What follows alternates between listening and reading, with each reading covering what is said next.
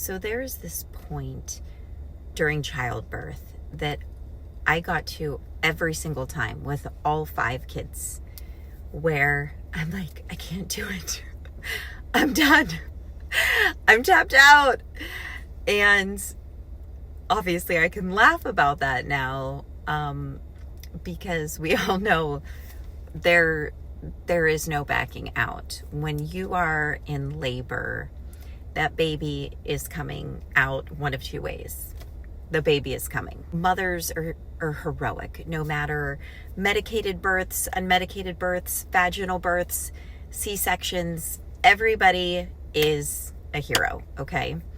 But most specifically, when you have an unmedicated birth, you know, they say, whoever they is, that in an unmedicated labor, childbirth, that is the most pain a human being can feel without dying. And, you know, I'm someone that I don't feel like I handle pain, especially like well, with such grace. I'm okay with saying that. It's just how I am. I've been through a lot. I mean, again, delivering 5 big, beautiful babies that were just, praise God. I remember in 2 of the births, the nurses came in and they're like, she's scaring the other women on this floor. Literally. But my point is, no matter how weepy you are, I mean, I remember in between contractions, and when you're in that type of significant pain, your contractions are now very close. I remember I would just weep and I'd be like, no, literally, just please make it stop. And by the time I could get out my weeping and just crying and just like another contraction would start up. And I remember like with Kelsey, my 4th, begging the midwife. I was having a water birth and I was like, please, like, just give me a shot of medicine. Like, give me something to take the edge off. Like, I can't do this. This is terrible. And she's like, but you are doing this. And this is part of your birth plan, and it's going to a T, and you're doing beautifully. You don't need it. And I was so angry, and I was just very upset.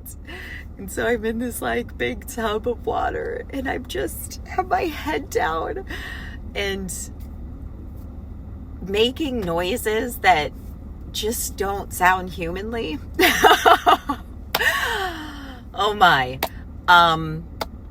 It's truly incredible what God designed a woman's body to be able to do.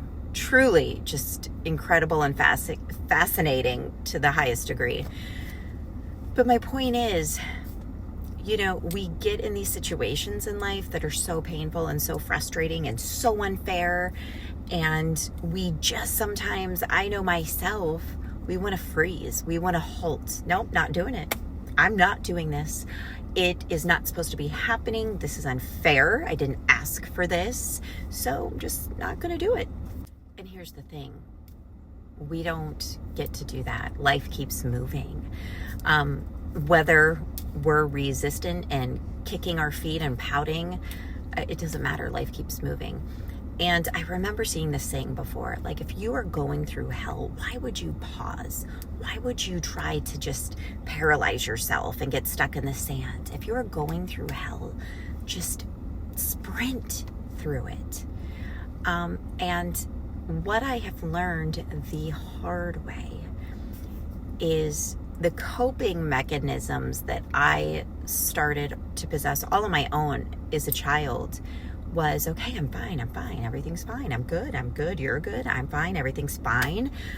And it was just kind of burying the problem and not addressing it because it was too painful, or I just didn't know how to address it, and just move on, everything's okay. And it doesn't matter even how long ago it was, it still comes back, and you still have to deal with it at some point. You still have to face it head on. And, you know, especially as we're in this Lenten season preparing for Easter, I always get extra weepy when I think about Jesus. And every year the kids and I watch Passion of the Christ, and I'm beside myself as I just bawl and look at what they did to Jesus. And I even think of him the night before this horrifying death for us.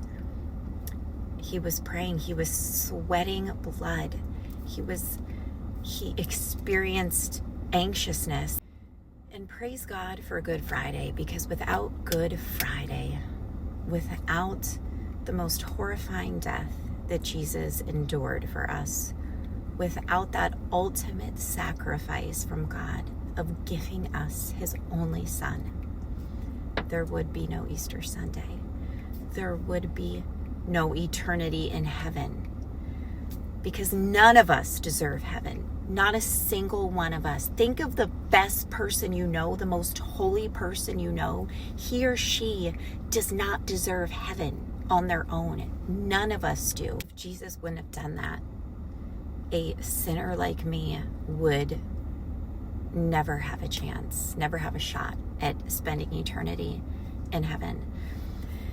And so I think we all have our stuff, right? The happiest couples, the happiest families that you see at church and at work and on social media, and they are just blessed beyond measure, and they just exude joy and just abundance everywhere.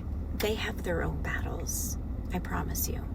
Everybody is fighting something. Everybody is working through something, whether it's present day somethings or past somethings. Everyone has their battles and their demons. Until we lay these problems, this guilt, the shame, our sin, what's been done to us, until we lay that at the feet of Christ and say, Lord, please take this. I don't know what to do with it. I can't fully heal from this. I can't move past this. I can't forgive this person. I don't know how to, whatever it might be. You are not going to fully be able to move on. And you are basically prolonging some type of hell. You are pausing yourself in hell. And we all know suffering sucks. I'm just going to put suffering sucks. None of us like it. But suffering has a purpose, and suffering does unite us to Christ, and it does bring us closer to him. So my whole point, y'all know my storytelling can go on, and y'all are like, okay, Reg, drop the point. Like, where are we going with this? The point is, face it head on. Don't do it alone. Ask Jesus to do it with you. Give it to him. It is too much for us to carry. It is too much for us to deal with. In some cases, it's too extreme and significant for us to figure out our way through. But don't pause. Don't stop while you're going through hell. Plow through it.